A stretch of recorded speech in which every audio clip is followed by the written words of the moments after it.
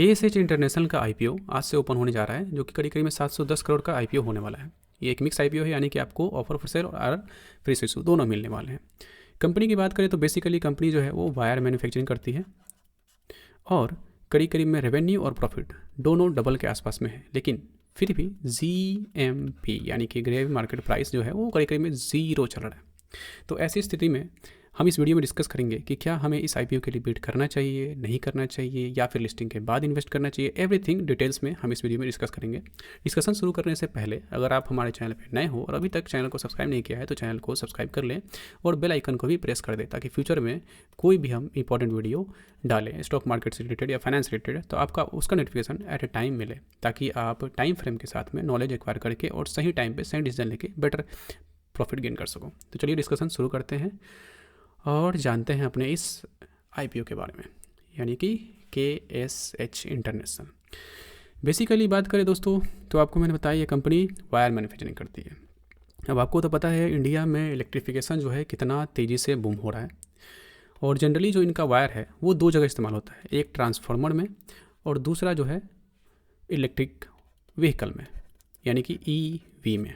अब EV boom है India में और ये रहने भी वाला करीब करीब में आने वाले 10 साल में, और वायर तो ऐसे भी रहने वाला है क्योंकि इलेक्ट्रिफिकेशन एवरी जगह हो रहा है। तो बिज़नेस जो है वो फ्यूचरिस्टिक है, बढ़िया है, और जिसकी वजह से कंपनी का रेवेन्यू और प्रॉफिट में भी ग्रोथ दिख रहा है। लेकिन बात यहाँ पे ये है कि इतने बढ़िया प्रॉफिट रेवेन्यू दिखने के बावजूद भी कंपनी का जो GMP है वो 0 क्यों है। अब 0 क्यों है उसके पीछे भी कुछ रीज़न है, वो भी हम डिस्कस करेंगे। डिस्कशन उसको करने से पहले थोड़ा सा हम IPO के बेसिक्स को जानते हैं। एक्चुअली में ये IPO है क्या, कितने करोड़ का है और कब तक ओपन रहने वाला है। नीचे अगर मैं आऊँ तो आपको दिखाता हूँ, यहाँ पे करीब करीब में 710 करोड़ का मैंने आपको बोला IPO है ये, जो कि 18 तारीख तक ओपन रहने वाला है।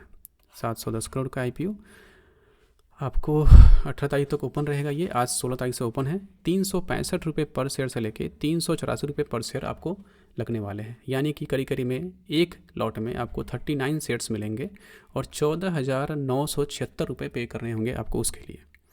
ये बेसिक्स IPO का है। अगर IPO की 2-3 चीज़ें हैं जो कि आपको जाननी है, जो है offer for sale OFS and fresh issue. अब ऑफर फॉर सेल जो है वो करीब करीब में 290 करोड़ का हो रहा है और फ्रेश इशू 420 करोड़ का है। ऑफर फॉर सेल में कंपनी जो भी पैसा रेज करेगी वो इसके अर्ली इन्वेस्टर को जाने वाले हैं, ठीक है, जो जिन्होंने इनमें पहले इन्वेस्ट किया हुआ है, यानी कि कंपनी इसमें से पैसा कैश आउट कर रही है। दूसरा 420 करोड़ कंपनी को जाने वाला है, यानी कि फ्रेश इशू से वो पैसा कंपनी 56% कर्ज पे करने के लिए, यानी कि डेट के लिए करने वाली है। अगर मैं डेट की बात करूँ तो कंपनी का डेट करीब करीब में 1.2 डेट टू इक्विटी रेशियो है, जो कि बियरेबल पॉइंट से काफ़ी ज़्यादा है। हमारा बियरेबल पॉइंट जो है वो 1 है और ये 1 से ज़्यादा है, यानी कि डेट टू इक्विटी भी काफ़ी हाई है। और कंपनी जो भी IPO से पैसा रेज कर रही है वो सारा का लगभग उसका 50% से ज़्यादा पैसा डेट पे करने के लिए ही कर रही है। अब सोचो कि कंपनी कर्ज में है, कंपनी के पास में कर्ज काफ़ी ज़्यादा हाई है, वैसी स्थिति में कंपनी को ऑफर फॉर सेल लाना कहीं से भी समझदारी का सौदा ये नहीं है। क्यों? क्योंकि ऑफर फॉर सेल ये कह रहा है कि आप कंपनी से पैसा निकाल रहे हो, कंपनी काफ़ी मजबूत है, प्रॉफिटेबल है, अच्छा बिजनेस है। अगर अच्छा बिजनेस होता तो फिर इतना कर्ज क्यों होता, फिर आप पैसा जो रेज कर रहे हो उससे कर्ज क्यों पे कर रहे हो। आप बिजनेस से रेवेन्यू गेन करके वहाँ से भी तो कर्ज पे कर सकते हो। तो ये कंपनी पे क्वेश्चन मार्क रेज करता है और इस IPO पे भी क्वेश्चन मार्क रेज करता है, ठीक है। बट कंपनी के फ्यूचर की बात करें तो कंपनी फ्यूचरिस्टिक है, ठीक है। कंपनी का जो प्रोडक्ट है वो EV में इस्तेमाल होने वाला है, इलेक्ट्रिफिकेशन में इस्तेमाल होने वाला है, और ये दोनों चीज़ जो है इंडिया में ग्रोथ पे है। बट ग्रोथ के अकॉर्डिंग आप नहीं जा सकते हो, चीज़ें और भी देखनी होती है। क्या कंपनी जो रेवेन्यू जनरेट कर रहा है उसमें प्रॉफिट कितना ज़्यादा हो रहा है, प्रॉफिट हो रहा है कि नहीं हो रहा है, प्रॉफिट हो रहा है तो फिर डेट कम हो रहा है कि नहीं हो रहा है, प्रॉफिट तो हो रहा है। अगर मैं वो फाइनेंस की बात करूँ नीचे थोड़ा सा, अगर मैं फाइनेंस पे लेके जाऊँ तो आपको मैं कंपनी का फाइनेंस दिखाता हूँ कि ओवरऑल 3-4 साल में कंपनी का जो फाइनेंस है वो कितना ग्रोथ में रहा है। तो यहाँ पर आप इस चार्ट में आप देख सकते हो कंपनी का जो रेवेन्यू है 2023 में कितना था। यहाँ देखो आप करीब करीब में 1000 करोड़ का रेवेन्यू था 2023 में, 25 में वो बढ़ के करीब करीब में 2000 करोड़ हो गया, यानी कि डबल हो गया रेवेन्यू। प्रॉफिट की बात करें 26 करोड़ था, जो कि बढ़ के करीब करीब में 67 करोड़ का हो गया, यानी कि 3x प्रॉफिट। ठीक है। तो प्रॉफिट रेवेन्यू दोनों ग्रोथ में है, लेकिन उसी हिसाब से अगर आप बोरोइंग की बात करो तो बोरोइंग में भी सेम ग्रोथ है, 120 करोड़ लगभग 400 करोड़, यानी कि करीब करीब में अगर देखो तो कर्ज जो है वो 4 गुना बढ़ा है। तो ये जो है थोड़ा सा एक इशू है। और दूसरा, प्रमोटर जो है स्टॉक से पैसा निकाल रहे हैं, वो भी इशू है।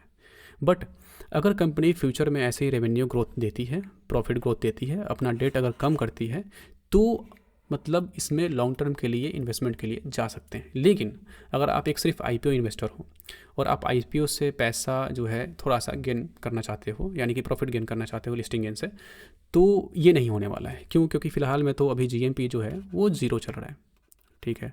अगर जीएमपी जीरो है तो चांसेस है कि लिस्टिंग जो है या तो डिस्काउंट पे हो या तो फिर रेट टू रेट हो जाए, तो प्रॉफिट वहाँ से आने जाना है नहीं।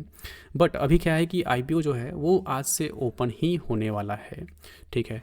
ओपन जो है आज से ही होने वाला है और 2 दिन अभी ओपन रहने वाला है। तो मे बी अगर इसमें कोई बड़े इन्वेस्टर जो हैं, जो कि इंस्टीट्यूशनल इन्वेस्टर है, अगर इसमें पैसा डालते हैं तो चांसेस है कि जीएमपी बढ़े और मे बी लिस्टिंग गेन बढ़िया हो। बट जो भी अभी कंपनी का जो फाइनेंस यहाँ पे शो हो रहा है उसके हिसाब से तो जीएमपी बढ़ने वाला है नहीं और ना ही लिस्टिंग गेन बढ़िया मिलने वाला है।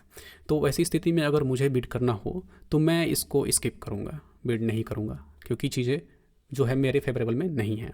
अगर आप लॉन्ग टर्म के लिए भी जाना चाहते हो, अगर मैं लॉन्ग टर्म के लिए जाऊँगा तो मैं 2-3 जो क्वार्टर्स है उसके रिजल्ट के लिए वेट करूँगा, ताकि क्वार्टर में कंपनी का रेवेन्यू बेटर हो, कंपनी का प्रॉफिट बेटर हो और प्लस में कंपनी का जो डेट है वो कम हो। ये चीज़ें होंगी तब जाके लॉन्ग टर्म के जा सकते हैं, नहीं तो ऐसे अभी इस करंट पोजीशन में तो नहीं है। क्योंकि अगर मैं जो आस्किंग प्राइस है, जो कंपनी 300-400 के आसपास में पैसा जो मांग रही है बिड के लिए, वो अगर उससे हिसाब से मैं अगर पी की बात करूँ तो करंट में जो कंपनी का जो पी बनता है वो करीब करीब में 30 से 35 बन रहा है, ठीक है। अब 30 से 35 का पी जो है ना वो एक कर्ज में डूबी कंपनी के लिए काफ़ी ज़्यादा हाई हो जाता है। तो ऐसी स्थिति में बिड करना कहीं से भी समझदारी का यहाँ पे सौदा नहीं नज़र आ रहा है, तो मैं इसमें स्किप करूँगा, बिड करूँगा नहीं। तो ये टोटल जो हमने इन्फॉर्मेशन दिया इस आईपीओ से, वो जनरली जो था मेरा एक समराइज़ था इस आईपीओ के बारे में, जो हमने रिसर्च किया था वो हमने आपको बताया। आपको इन्फॉर्मेशन कैसा लगा हमें कमेंट में ज़रूर बताएं। अगर वीडियो अच्छा लगा हो तो अपने फ्रेंड और फैमिली के साथ में भी शेयर करें और अपनी राय कमेंट में ज़रूर बताएं कि एक्चुअली में वीडियो में क्या इन्फॉर्मेशन चाहिए आपको और क्या चीज़ आपको, अगर अदर किसी स्टॉक के बारे में अगर एनालिसिस चाहिए तो आप वो भी हमें कमेंट में बता सकते हो, हम उसके ऊपर में वीडियो बनाने की कोशिश करेंगे। तो ये एक ओवरऑल जो था ये आईपीओ के प्रति हमारा डिस्कशन था।